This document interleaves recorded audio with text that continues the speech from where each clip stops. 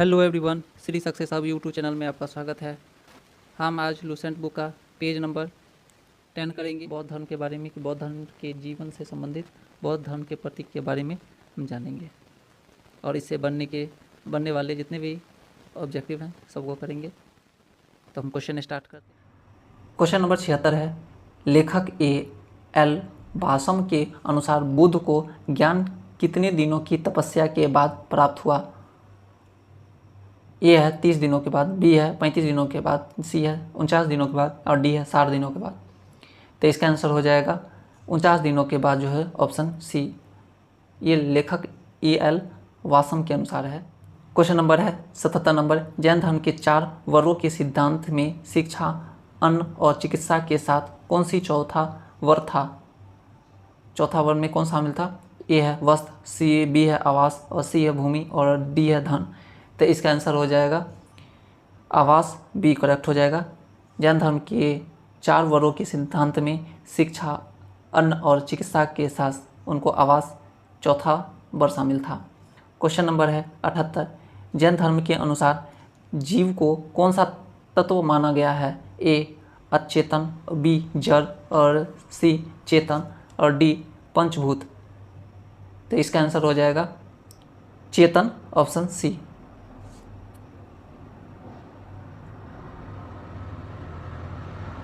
Question number 79 है, जैन धर्म के अनुसार अजीव को किस प्रकार का तत्व माना गया है? ए चेतन, बी अचेतन जड़, सी पंचभूत और डी दिव्य। तो इसका आंसर हो जाएगा अचेतन जड़, बी करेक्ट हो जाएगा। अजीव को किस प्रकार का तत्व माना जाता है? तो अजीव को माना जाता है अचेतन जड़। क्वेश्चन नंबर है 80, गोमतेश्वर की प्रतिमा किस शताब्दी में निर्मित कराई गई थी? ए 5वीं शताब्दी में, बी 7वीं शताब्दी, सी 10वीं शताब्दी और डी 12वीं शताब्दी। तो इसका आंसर हो जाएगा 10वीं शताब्दी, ऑप्शन सी। क्वेश्चन नंबर 81 है, गोमतेश्वर की प्रतिमा को विश्व की सबसे ऊंची एकल शिला प्रतिमा क्यों कहा जाता है?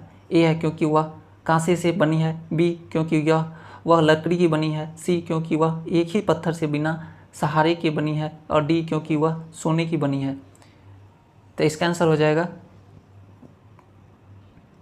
क्योंकि वह एक ही पत्थर के बिना सहारे के बनी है, ऑप्शन सी। क्वेश्चन नंबर 82 है, जैन धर्म के प्रमुख त्यौहार में पर्युषण के अतिरिक्त कौन सा त्यौहार शामिल है? ऑप्शन है ए होली, बी है अष्टानहिका और सी है दशहरा और डी है नाग पंचमी। तो इसका आंसर हो जाएगा अष्टानहिका, ऑप्शन बी करेक्ट हो जाएगा। क्वेश्चन नंबर 83 है, मौर्योत्तर काल में जैन धर्म से संबंधित मथुरा कला किस धर्म से जुड़ी हुई है? ए है वैदिक, बी शैव, सी जैन और डी बौद्ध। तो इसका आंसर हो जाएगा जैन धर्म से जुड़ी हुई है। कौन? तो मौर्योत्तर काल में जैन धर्म से संबंधित मथुरा कला जैन धर्म की जुड़ी हुई है। क्वेश्चन नंबर 84 है, 84 नंबर है कि बुद्ध के जीवन से संबंधित प्रतीकों में जन्म का प्रतीक क्या माना गया है? ए चक्र, बी पद चिन्ह, सी कमल एवं सांड और डी स्तूप। तो इसका आंसर हो जाएगा कमल एवं सांड, सी ऑप्शन करेक्ट हो जाएगा।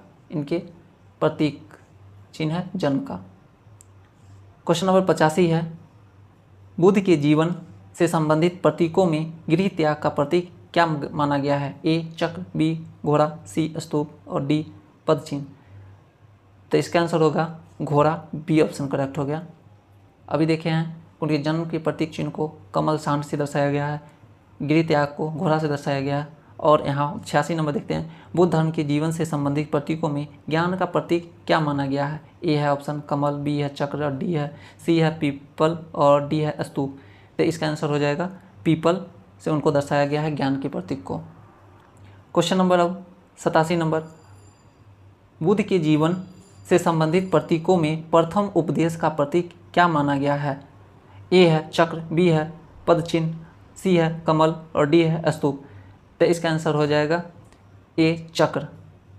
ये जो है उनके प्रथम उपदेश का प्रतीक था। और क्वेश्चन नंबर है 88, बुद्ध के जीवन से संबंधित प्रतीकों में निर्वाण का प्रतीक क्या माना गया है? ए है कमल, बी है चक्र, सी है स्तूप और डी है पदचिन्ह। तो इसका आंसर हो जाएगा पदचिन्ह जो है ऑप्शन डी करेक्ट हो जाएगा। क्वेश्चन नंबर 89 है, 89 नंबर क्वेश्चन है, बुद्ध के जीवन से संबंधित प्रतीकों में मृत्यु का प्रतीक क्या माना गया है? ए है पदचिन्ह, बी कमल, सी स्तूप और डी है चक्र। तो इसका आंसर हो जाएगा स्तूप जो है सो उनकी मृत्यु का प्रतीक माना जाता है, ऑप्शन सी। क्वेश्चन नंबर 90 है, जैन धर्म को मानने वाले प्राचीन राजाओं में उदयीन किस वंश का शासक था? ए मौर्य वंश का, बी हर्यक वंश का, सी गुप्त वंश का, डी शुंग वंश का। तो इसका आंसर हो जाएगा हर्यक वंश, ऑप्शन बी करेक्ट हो जाएगा। क्वेश्चन नंबर 91 है, वन राजा किस धर्म को मानने वाला शासक था? ए बौद्ध धर्म, बी जैन धर्म, सी शैव धर्म और डी वैष्णव।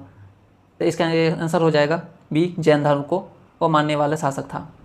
क्वेश्चन नंबर 92 है, कलिंग नरेश खारवेल किस धर्म के अनुयायी थे? ए है बौद्ध, बी जैन, सी ब्राह्मण और डी है शैव। तो इसका आंसर हो जाएगा बी जैन धर्म के अनुयायी थे। कौन? तो कलिंग नरेश खारवेल। तो इसका करेक्ट हो जाएगा बी। क्वेश्चन नंबर 93 है, राष्ट्रकूट वंश के राजा अमोघ वर्ष किस धर्म को मानते थे? ए है शैव धर्म को, बी है वैष्णव धर्म को, सी है जैन धर्म को, डी है बौद्ध धर्म को। तो इसका आंसर हो जाएगा वे जैन धर्म को मानते थे, ऑप्शन सी करेक्ट हो जाएगा। राष्ट्रकूट वंश के राजा अमोघ वर्ष जो थे वो जैन धर्म को मानते थे। क्वेश्चन नंबर 94 है, चंदेल वंश के शासक किस धर्म को संरक्षण देते थे? ए बौद्ध, बी जैन, सी वैदिक और डी शैव। तो इसका आंसर हो जाएगा जैन धर्म को वो संरक्षण देते थे, ऑप्शन बी करेक्ट हो जाएगा। क्वेश्चन नंबर 95 है, बौद्ध धर्म के प्रमुख राजकीय अनुयायियों में मगध के राजा बिंबिसार किस धर्म के समर्थक थे? ए है जैन धर्म के, बी बौद्ध, सी वैदिक और डी शैव। तो इसका आंसर हो जाएगा बी बौद्धिक धर्म को समर्थक थे। क्वेश्चन नंबर 96 है, कौशल नरेश के राजा प्रसेनजित किस धर्म के प्रमुख समर्थक थे? ए है जैन धर्म के, बी बौद्ध धर्म के, सी वैष्णव और डी शैव। तो इसका आंसर हो जाएगा बौद्ध धर्म के वो जो समर्थक थे। क्वेश्चन नंबर 97 है, वत्स राज्य के राजा उदयन किस धर्म के अनुयायी थे? वत्स राज्य के राजा उदयन किस धर्म के अनुयायी थे? ए जैन धर्म के, बी शैव धर्म के, सी बौद्ध धर्म के और डी वैष्णव। तो इसका आंसर हो जाएगा बौद्ध धर्म के वो अनुयायी थे, ऑप्शन सी करेक्ट हो जाएगा। क्वेश्चन नंबर 98 है, मल्लों ने बौद्ध धर्म के अंतिम संस्कार को किस प्रकार संपन्न किया? ऑप्शन ए है साधारण रूप से, बी है अत्यंत सम्मानपूर्वक, सी गोपनीय रूप से और डी है गुप्त रीति से। तो इसका आंसर हो जाएगा अत्यंत सम्मानपूर्वक, बी करेक्ट हो जाएगा। इन्होंने जो है सो अंतिम संस्कार को संपन्न किया। क्वेश्चन नंबर 99 है, बुद्ध के शरीर के अवशेषों को कितने भागों में विभाजित किया गया? ये फिर रिपीट है क्वेश्चन। तो इसका आंसर 8 भागों में उनको विभाजित किया गया। और क्वेश्चन नंबर है 100, बुद्ध के अवशेषों पर निर्मित स्तूपों की संख्या कितनी थी? ये भी क्वेश्चन रिपीट है। तो ये है 8, ऑप्शन सी करेक्ट हो जाएगा।